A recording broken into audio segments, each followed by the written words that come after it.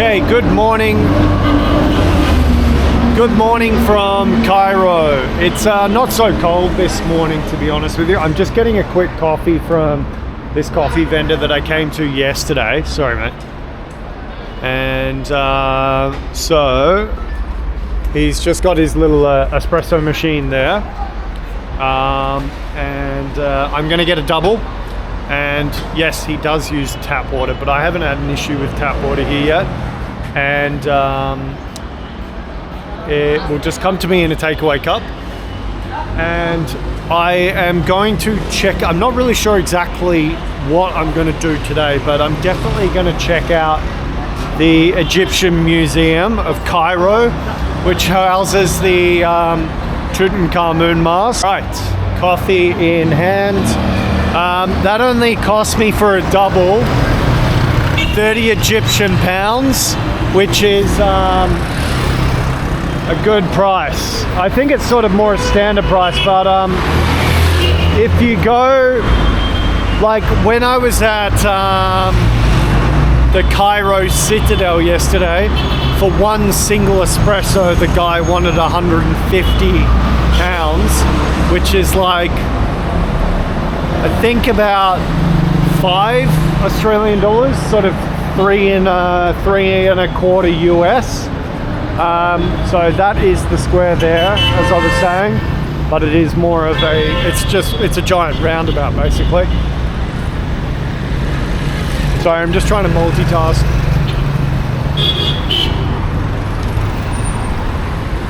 Trying to cross the road and drink the coffee and not get hit by cars. Alright, so that pink building there is the museum where we're heading. Alright, so I've made it to the Egyptian Museum of Cairo. There it is there, that pink building. So that was built in 1902. I'm just about to go in and get a ticket. It also houses over 120,000 of antiquities in there.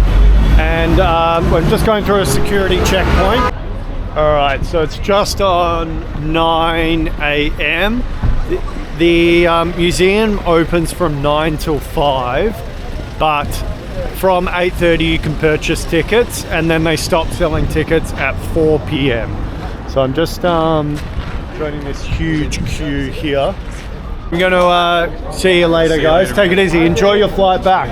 All right, so I am now through another security checkpoint. I'm in the grounds of the museum. I am looking for there. That's the ticket spot.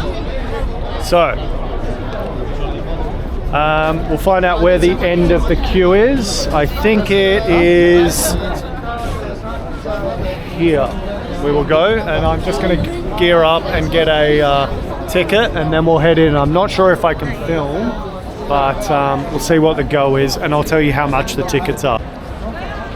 All right, ticket has been purchased. It was 550 Egyptian pounds. Now I'm just trying to avoid all the tour groups here, basically. Okay, we are inside the museum now. And we are just surrounded by tourists and Egyptian artifacts. I'm going to try and locate King Tutankhamun straight away before the main tour groups do. I'm assuming they will not go straight to it, so I'm just going to ask someone. Sorry, do you work here? Yes. Do you know where King Tutankhamun is? Tutankhamun. Up the stairs. Up the stairs? Yeah. Stairs. Stairs. Or this stair up. Okay, shukran. Anything. Yeah, okay, thank you. All right, and then I'm gonna come down and have a look at all this stuff here, which is all equally as impressive as what I've seen. Like some of the statues here are huge. This one here is probably 7 odd meters tall. So, thank you. Shukra, baby, habibi. You always got to get a habibi in here. Scaffolding, always. Don't want you to think that I'm speed powering through it and not getting the good stuff. So some stairs here by the selfie ladies. And we are heading up to... We're being blocked by a whole bunch of tourists here. Hey, we have been told that he is in room number 3. That was room number 1, room number 2, and room number 3 is here, possibly. So, we shall see. Exit there, maybe here it is, Tutankhamun. No photography allowed, so unfortunately I'll have to turn this off.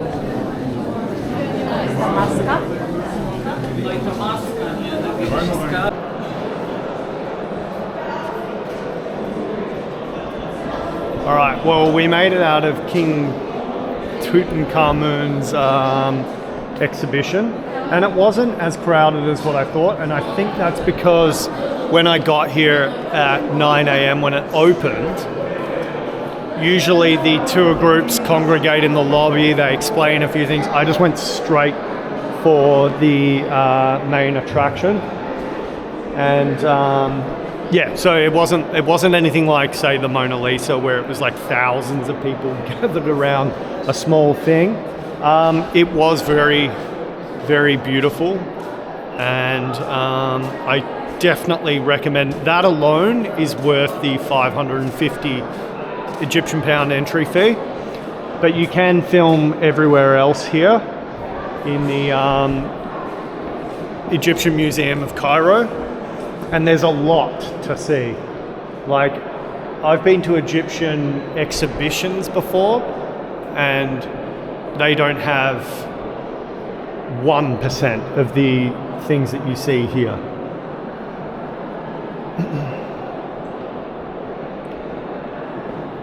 The other thing I will point out is there doesn't seem to be any information or labels on the objects here, for example. So normally you'd have like a little description of what it is, unless that's this stuff here, which I don't believe it is. I think it's all done by number because they want you to get a headphone or have a guide, I think, which is kind of a bit counterproductive, I think. I also have noticed here is that there is, these windows are all clean, but then if you come up here, it's excessively dusty. That's nothing against whatever the cleaners, but I mean, if you're... Maybe it adds to the effect of how old everything is here. So just overlooking the main entry hall, that's the entry there.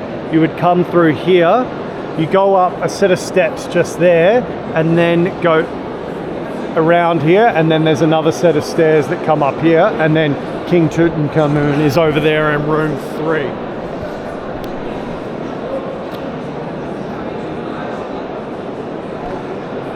So once again, it's open from 9 a.m. to 5 p.m. Tickets go on sale from 8:30 a.m. until 4 p.m. is the last time that you can purchase a ticket for the day. I didn't have to wait for that long queuing up. All in all, from the time that I got to the ground where I went through that first security checkpoint to entering the main hall, and that was including going in a line where the guy's card machine suddenly didn't work, to changing a line, I reckon would have only been 20 minutes, maximum 25. I don't know if it gets worse during the day or certain times of the year, but this is as of February 2025, and I didn't have an issue being about 9 a.m. opening time to come in. So there's some information on these ones. There is information on most of them, but just not on that room where I was. Over here, this looks like a massive sarcophagus tomb. That's a sarcophagus, okay. There's some information there about that one, but this thing's huge. It's I don't know if you can see my shadow in the middle, but I'm 6'1", and there's a good foot taller than me on that, and then it goes all the way down there. There's another one there in the middle that looks... They're a lot bigger in real life than what I thought. They're huge. I'll see if I can get my body shadow in there again. And I'm standing now about a foot away from it. Yeah. Massive. Clear off some dust again. Oh, that one's slightly less dusty. There's the face. Very beautiful. There's a lot of rooms here as well, and it's obviously a couple of stories, but I mean, you could spend all day just looking at everything individually. And well, people obviously dedicate their lives to studying this stuff, but look, just this is so cool. These little things that they found. They're about the size of little toy soldiers. Very impressive. Definitely worth a visit, and I'm really glad I went when I did. Just went straight into the King Tutankhamun room. That's room number 3 upstairs, and there was no pushing, no shoving, nothing like that. You go in one way, you exit another way. There's no photography allowed,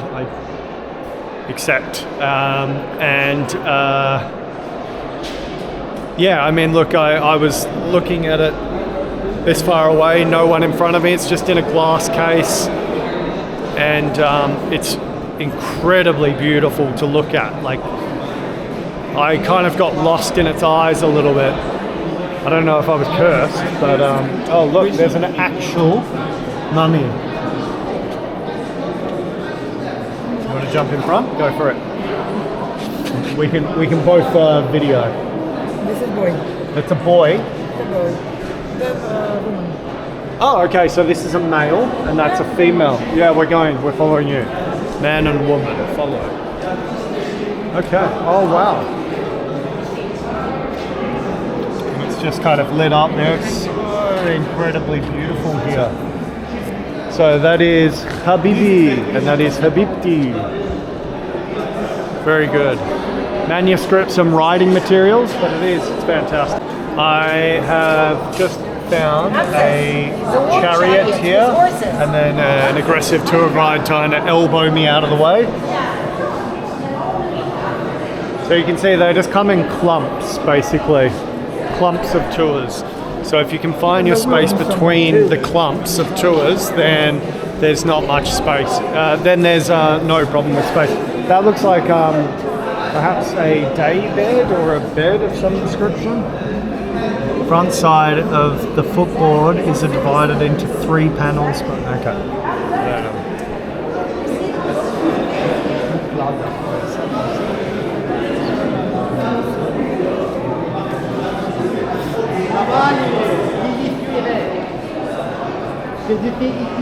Apparently some kind of photo opportunity here of people hiding behind heads. And that is a ginger. That is a ginger boy. Little porthole to downstairs. And another giant sarcophagus here, equipped with water bottle on the ground. But the blues are just absolutely amazing.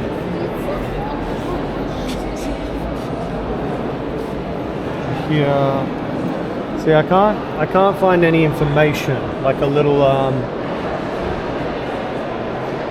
there's no note with it, apart from the fact that it's giant. Like, that thing is massive. There's no way that person was that, because that's like 10 feet long.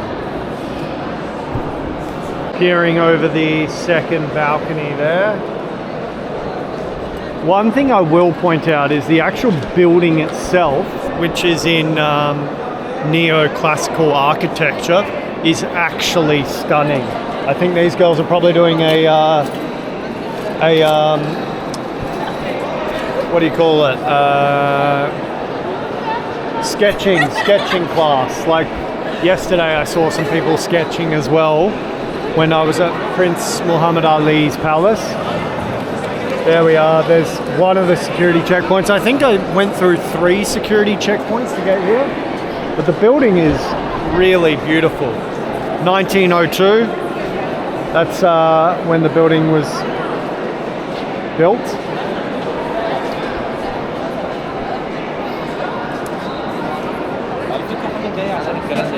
We'll come around this side where we can actually see modern samples of ancient bread. They're baked every day fresh, and then they put them in. Of course, I don't know what that actually is, but Baker's Delight in Egypt.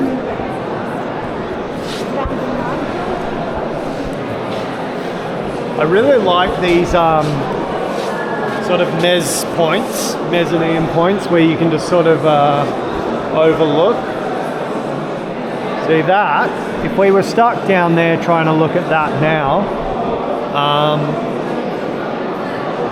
basically it's just the tour groups. If you're by yourself, you don't have to sort of subscribe to their law of movement. You can go in front of them, and you'll be able to, because you're not restricted by their time or their flow that they want to show you. You can just go at your own movement, but you just have to weave in and around them. Like up here, there's no tour groups at the moment that I can see. So I've got free movement here, basically. Some more sarcophaguses and man with... It's okay. Yeah. And man with ladder, because what would Egypt be without constant construction?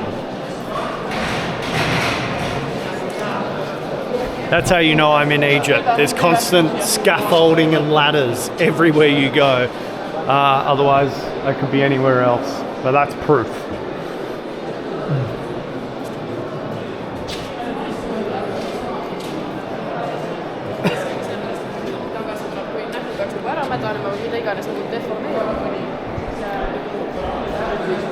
So there's just kind of wall-to-wall, 4 stacked there. Not sure what's going on with this one. Under construction, waiting for a body. Oh, look. They've anticipated a body will go into that one. Still waiting 3,000 odd years later. Or maybe they took the mummy out for touch-ups. Who knows? But look at the paint on that. I hope that's coming through properly, because that's really impressive. These sort of purples. There's some there's a definite blue, but then like a turquoise, a dark turquoise, reds. But there's a lot of purple on that, and I'm not sure if that's just over time it's been faded or whatnot, but it certainly is impressive. Oh, that's cool. Wooden swan. El Giza wood. Straight over here with some heads. Look at that. That is the most sort of human-like one I've seen. And he's got his eye scratched out. It's a bit like if Arthur was... Hey Arthur, are you an Egyptian mummy? And we are up on the 2nd floor here. And that is the view. And so basically that's the main overlook hall there near the entry. There it is. The view from the second floor, looking down into the main opening, not to be confused with this opening, which is the entrance opening. The entry there, it makes sense that all the large statues are on the ground floor so they don't have to lug them up the stairs basically. So all the really heavy stone statues, with the exception of one or two, of the sarcophaguses, they're all, see these giant statues, they're all on the ground floor so they don't have to bring them up to the second floor. Over here we got some more mummies just everywhere in these beautiful old wooden display cases. They've done the root dusting off that one, and we're back to people sketching here. So it's obviously a sketch class or maybe a part of university or something. They're sitting very closely. But you can see the detail inside. Look at that. That is absolutely beautiful. See if we can get some that one get some attention up there. The colours are so vibrant considering how old they are. Now I'm sure there has been some kind of touch-ups, perhaps, but if not, that is extremely well preserved. Look here again. This one's got the full display.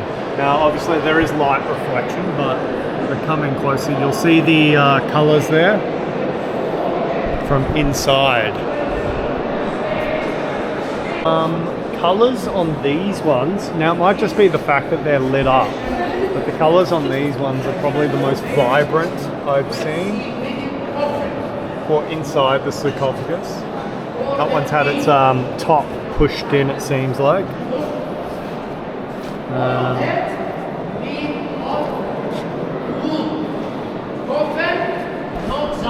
Yes, it could very well be that it's just lit up with the light. I am now down the stairs and we're into the giant stone block section and statues. Just tucked away in the corner, there's no lights on them. These ones have a bit more attention. There's some lights there, but look at that. You can see the detail, the carvings, the hieroglyphs there. Hieroglyphs. That one's smelling flower by the looks of it. Here we go. Here's a giant entryway sculpture, and that probably, I assume, is statue of King Khafre. Khafre? Khafre? Khafre. King, statue of King Khafre, which seems to have a lot of attention around it. Pequeños estatuas.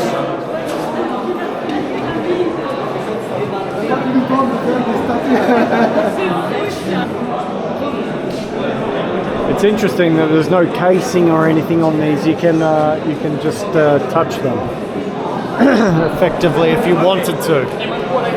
I'm sure it's advised that you don't, much like photography and video in King Tutankhamun's section. Thank you. All right, so we've seen this room now.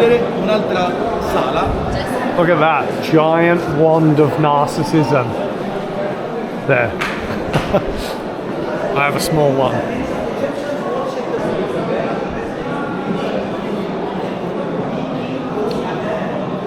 Oh, here's some more most likewise. Got a little moustache. There's a woman there as well. Well worth the visit here. If you come to Cairo, you 100% have to visit. You have to visit this museum. will point out is when I point my camera up, it detects their faces, as you can see there. So that's kind of creepy. So this is just a husband and wife, not a king or anything like that. There's no headrest. I'm walking around just so I get a different view. Free information off the tour guide there. He's the one that informed me that they're not kings or royalty or anything like that. They were just a husband and wife. And something about the eyes, which I didn't hear. Oh, dead end room. Just avoiding being run over by the Chinese tour group. Some more statues here.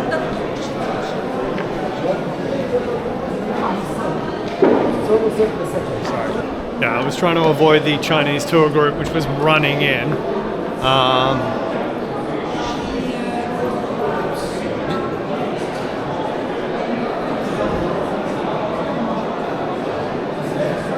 Sphinx of Hatshepsut. Pronounced correctly. Look, they've even got it in Braille, I think. That's amazing. So the blind people can see it too. Although the thing is, so they've got it in Braille. They've even got it in Braille, so the blind people can see it too. But the blind people can just touch it because it's not in a glass case. And there's another man on a ladder. Wouldn't be Egypt without construction.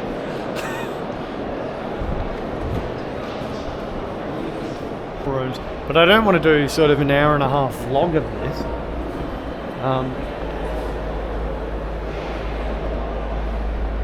It's very impressive, and I just recommend that you come see it for yourself if you're in Egypt. Best 550 Egyptian pounds, absolutely. This one almost looked like a statue of Aphrodite for 1 second. It is. Statue of goddess of Aphrodite. It's amazing that I can spot a Greek goddess like that from a mile away. So this is obviously when, look, there's Zeus. So this is when the Greeks had parts of Egypt, Greco-Roman period. There we go. Oh, well, this is interesting because I studied a fair bit of classics. This is amazing. It's like the feet of maybe an eagle. Sorry, a falcon maybe, or something, or an eagle. Head of Gaul.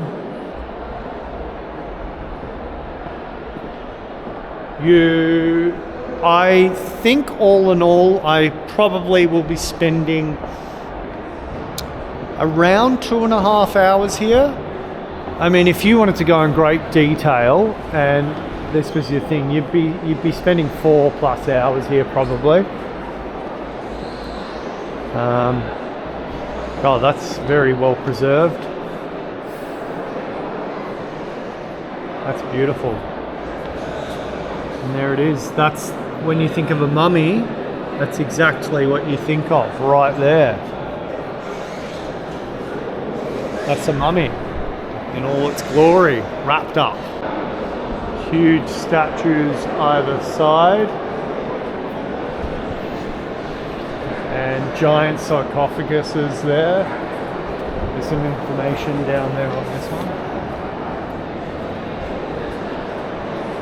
Non-stop. Sculpture, sculpture, sculpture, sarcophagus, sarcophagus, sculpture, sculpture. Huge amounts. Bit of blood or something. Is this a dwarf? Because that looks like a dwarf. There's no information on it, but I'm going to call that the dwarf statue.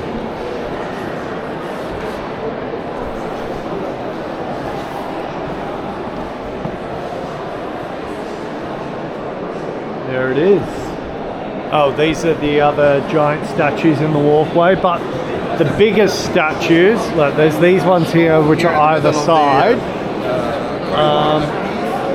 These are the giant ones. We'll go over here. So this is now heading down into the main hall, which I haven't been in yet, unless I cut through here to get up the stairs there. So you got some huge statues here, huge sarcophaguses here. That might be the tip of the pyramid, perhaps. So I didn't really get that, but that guy, I was coming in for a spot here, and he just kind of swooped in and went, Dish. That's my spot, my time. Well, if I'm standing there, I'm not going to budge. You can move around. The queues, I didn't go in room 1 and 2, so I'm not sure what I missed out there. Possibly some heavy hitters, who knows, but oh, I didn't see this head before because I don't think I made it this far. There's a head here, and that is some information on it. The exit, which is right there.